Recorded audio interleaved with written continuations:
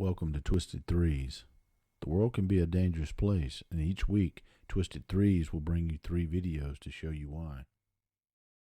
The United States has thousands upon thousands of acres of public land where people go to relax, hunt, fish, and just plain get away from it all. And then there's those times where relaxation turns to nothing but terror. And here are 3 stories that'll show you why. In 1946, Catherine Van Als was an 8-year-old girl. She was with her family for a day of fun at Devil's Den Dam in Arkansas. While playing with her brothers in a washout, Catherine went missing. After an extensive search, she was found 6 days later sitting in a cave, 7 air miles away, 600 feet higher in elevation. The search and rescue team estimated that Catherine, a barefoot 7-year-old girl wearing nothing but a bathing suit, would have had to have covered between 20 and 30 miles to reach that location on foot. Number 2. Larry Jeffrey. Larry Jeffrey disappeared near the peak of 12,000-foot Mount Charleston in Humboldt-Toiyabe National Forest, just a short drive from Las Vegas. The search began immediately after the boy wandered away from his brothers, and within days the National Guard and a team of bloodhounds had joined the search. When Jeffrey disappeared, he was wearing light clothes, and authorities were doubtful that he could survive the cold temperatures at night.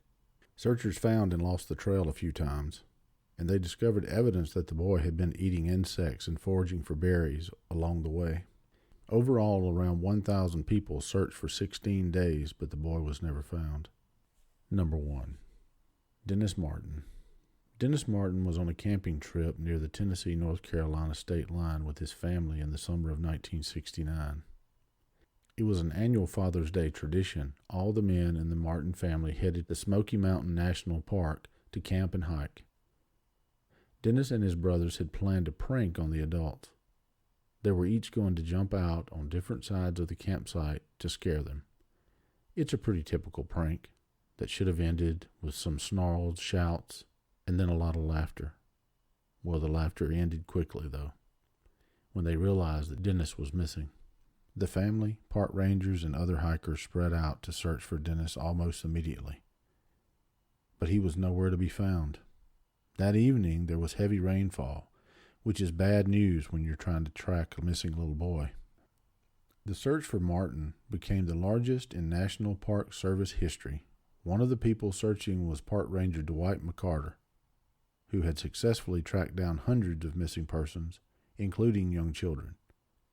McCarter was a seasoned tracker. He was struck by the complete lack of any sort of tracks. Dennis seemed to have disappeared completely, leaving no trace at all. His disappearance is still a mystery today. One possible lead that searchers did not follow was a report from another family that evening that the boy was missing.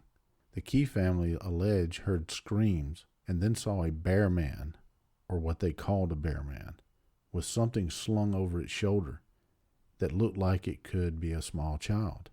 Nevertheless, no follow-ups. We'll never know whether it was related to the Martin disappearance or not.